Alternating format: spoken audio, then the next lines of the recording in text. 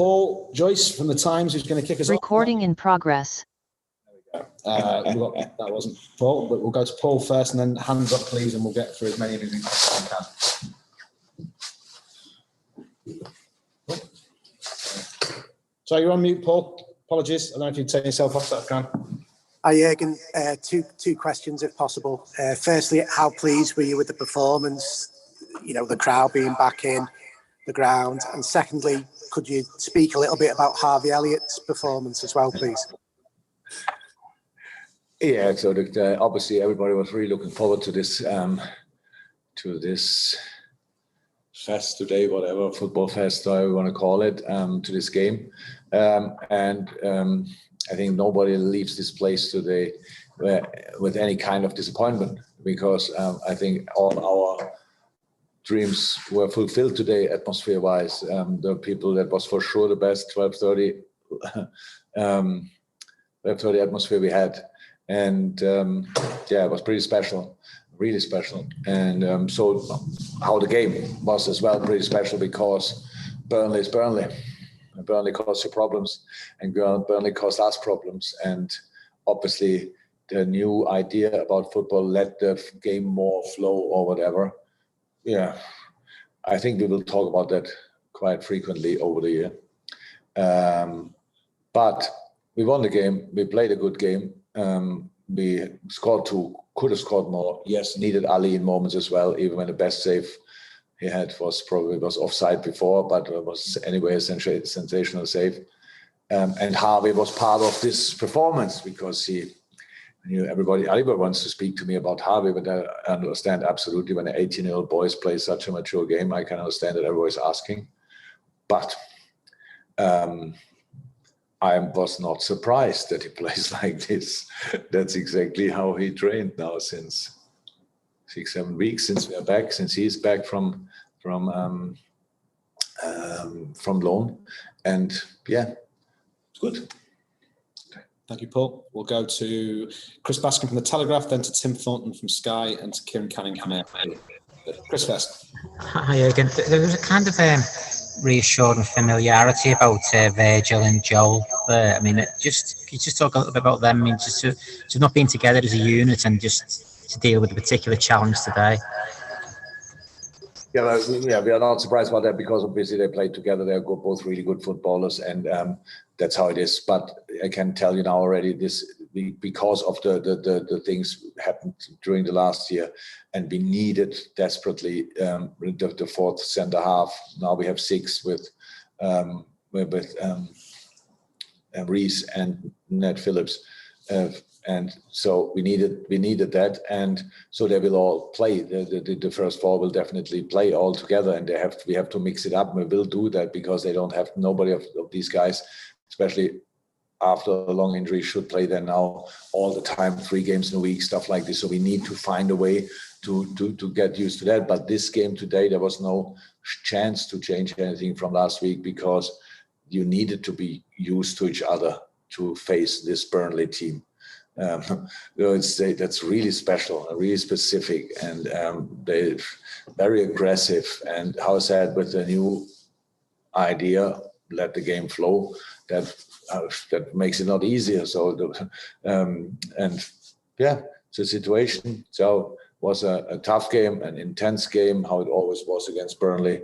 We won it. It was not always like this, but sometimes as well. So let's just keep going. Okay, great. Tim Thornton, from Sky for 2 questions next. Jurgen, can I just ask you about the performance of the 2 fullbacks today?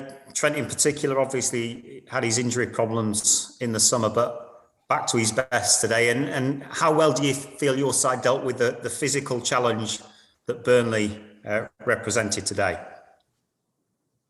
Yeah, both fullbacks with a good game. So both spectacular, if you want, with 2 nice, Costas with the cross, and Trent with the little cheeky curveball or whatever on Sadio.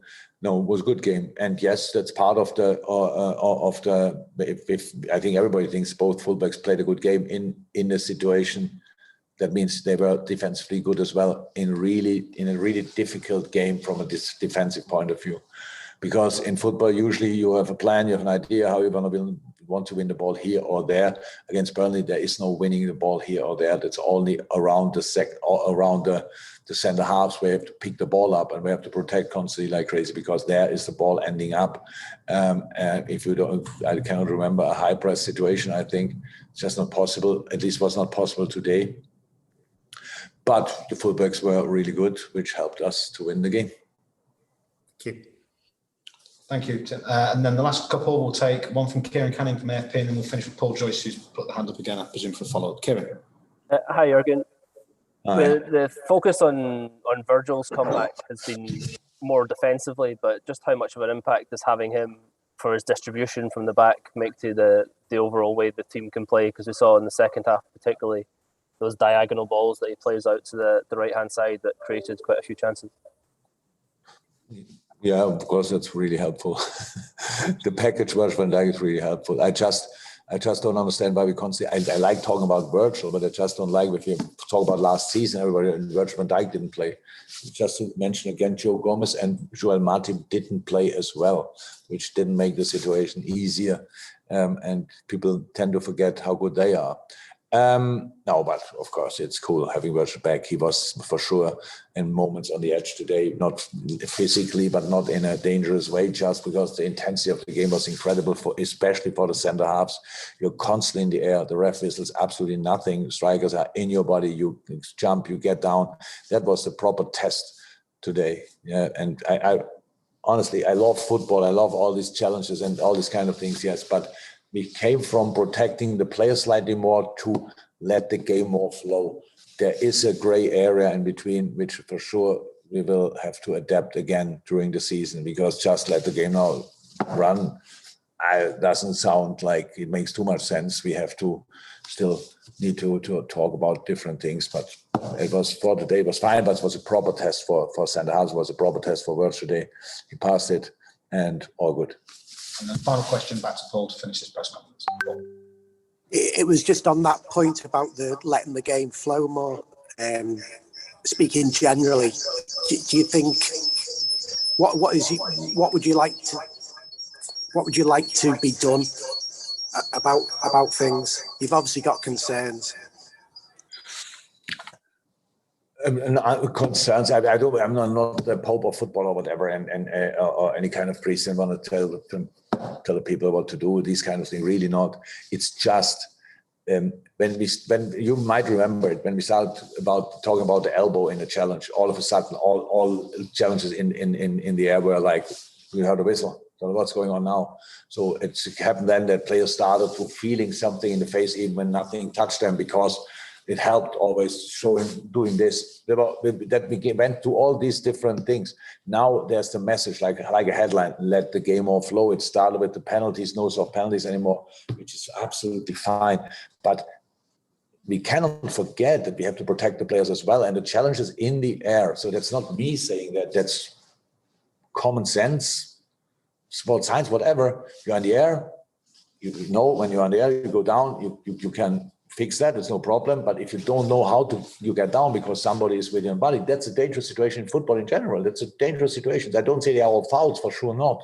Most of the time it's a clear challenge. But if you do these kind of things constantly and everything, there are different ways to play football, obviously. That's all fine. There were just a few hard situations, and I still stick to it. The goal against Arsenal, that was not dangerous at all. It's just, yeah, how can you keep the goalie away from the situation? Everybody tells the goalie, then you have to be there, but he cannot be there, because if he wants to be there, then he has to make a foul himself, and that's just not possible. You would expect in these situations that the ref helps. Again, we are early in the season. I don't want to open now already the box of Pandora. I just think we have to speak about these kind of things, because the intensity of the season didn't even start. We play from after international games. So from next week on, the players play even with international. There are, by the way, the FIFA gave the Brazilian or the South American the opportunity to play a third game. That's like they can play the third game on Thursday night in Brazil, and we can do nothing in a moment against that. I don't know where we saw that, and have our match is either Saturday or Sunday against Leeds. means how we want to deal with that. So just to say, the intensity is starting now. In a moment, it's like still extended preseason. You play a game, then have a week to prepare the next game, then have a week to prepare the next game. After that game against Chelsea, the players play always, our players and a lot of others play always 3 games a week until Easter. So, and that's the situation. And that's why we cannot just make a spectacle of challenges and on the other side, and and they might be a little bit tired. And all these things, the first thing we have to be concerned about is not the spectacle, is the player. That's what I always said. And it's for us exactly the same like it is for other teams. If we do something in the kind of challenges, it's not only one side, it's just for all of us. We will have a lot of football games, but we only have them if our players are available. If they are available, then we have to make sure that they don't get hurt in situations we could avoid. Thanks, everyone. Stay safe. Speak to you soon. Bye-bye. Okay.